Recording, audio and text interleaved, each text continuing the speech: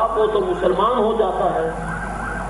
جب کلمے نے کفر کو ختم کر دیا تو خدا جانے مسلمان اگر اسے پڑھے وہ کیا ہوگا. تو جی چاہتا ہے دیکھیں جو تحصیلدار ہے اس کا سامنے احاطہ نظر آ رہا ہے، جو ضلع دار ہے، جو صوبے دار ہے، اس کا احاطہ نظر آ رہا ہے. مگر کبھی تو ہم یہ سوچیں کہ ایمان کا احاطہ کیا ہے، ایمان ہے کیا، اس کا طول کیا ہے، اس کا عرض کیا ہے، اس کی اونچائی کیا ہے، اس کی گہرائی کیا ہے. کبھی سوچا نہیں کہ یہ کیا ہے. اور جب ایماندار سے بات کرتا ہے تو کہتا ہے آمنو یا الذین آمنوا استعینوا بالصبر والصلاۃ. ایماندار نماز سے مدد لے، روزے سے مدد لے، لیکن پہلے شرط لگائی کس کو؟ جو ایماندار ہے، جس نے ایک مرتبہ زندگی میں کلمہ پڑھا ہے. لیکن پہلے یہ دیکھیں ایمان ہے کیا، کہ ایمان آنے کے بعد اسے نماز ملی، روزہ ملا، حج ملا، زکوٰۃ ملا. پہلے زمین ہوتی ہے، درخت بعد میں ہوتے ہیں. یہ کبھی نہیں ہوتا کہ کوئی آدمی کہے کہ میرے 10 پیڑ ہیں، میرے 10 درخت ہیں اور اس کی زمین نہ ہو. یہ نہیں ہو سکتا. آدمی وہ درخت لگاتا ہے جس کے پاس پہلے زمین موجود ہو. تو نماز صرف اور صرف اس نے پڑھنی ہے جو ایماندار ہے. اگر نہیں پڑھے گا تو ہم یہ کہیں گے کہ زمین تو ہے اس کے پاس مگر اس نے درخت نہیں لگائے. اب ہم اس درخت نہ لگانے کی وجہ سے یہ کہیں گے زمین ہے، زمیندار تو ہے مگر زمین بنجر ہے، زمین غیر آباد ہے، زمین تو بہت بڑا مالک ہے مگر زمین کی طرف اس کی کوئی توجہ نہیں. یہ نہیں کہیں گے کہ یہ زمیندار نہیں ہے.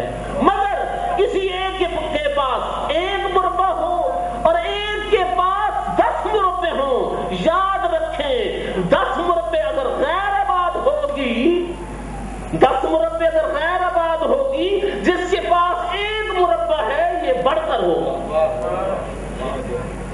احاطے میں تو وہ بڑھ کر ہے، احاطے میں تو وہ بڑھ کر ہے مگر سمجھنے میں یہ بڑھ کر ہے.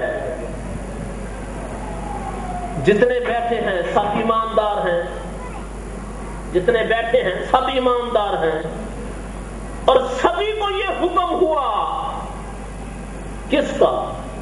اللہ کا. کیا فرمایا؟ فرمایا ایماندار ایمان لے آ. اب پہلے یہ سوچیں کہ ایمان کیا ہے. چھوٹی سی کتاب ملتی ہے، ہم اس بچے کو دیتے ہیں کہ جس کو چاہتے ہیں اسے نماز کی سمجھ آئے. کتاب کے اوپر لکھا ہوا ہے نماز. تو جب ہم نے اس کا ایک صفحہ کھولا تو اندر نماز نہیں لکھی ہوئی تھی، پہلے لکھا ہوا تھا ایمان مفصل لکھا ہوا تھا. دوسرے صفحے پر لکھا ہوا تھا ایمان مجمل. بعد میں کلمہ لکھا ہوا تھا، پہلا، دوسرا، تیسرا، چھٹا کلمہ لکھا ہوا تھا. اس کے بعد لکھا ہوا تھا نماز.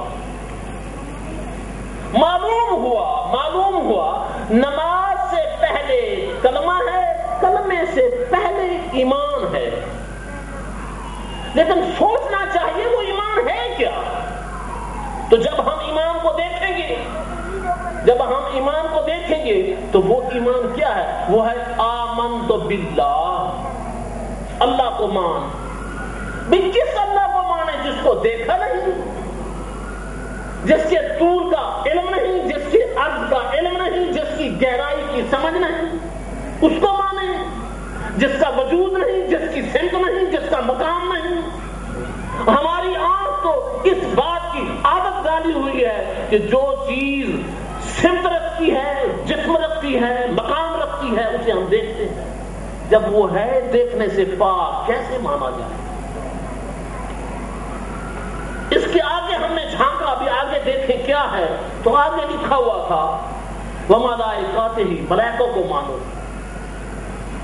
لیکن کچھ مقام حل ہوا کیا؟ دیکھنے میں تو یہ نہیں آتا مگر صفت رکھتا ہے، وجود رکھتا ہے، مقام رکھتا ہے. مقام بھی ہے، جسم بھی ہے، صفت بھی ہے، مگر نظر یہ بھی نہیں آتا.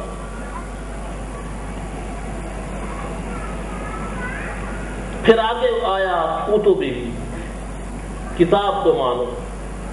اب تو کوئی الماری اگر کھولے تو 50 کتاب پڑھی ہے، خدا جانے کس کو ماننا ہے.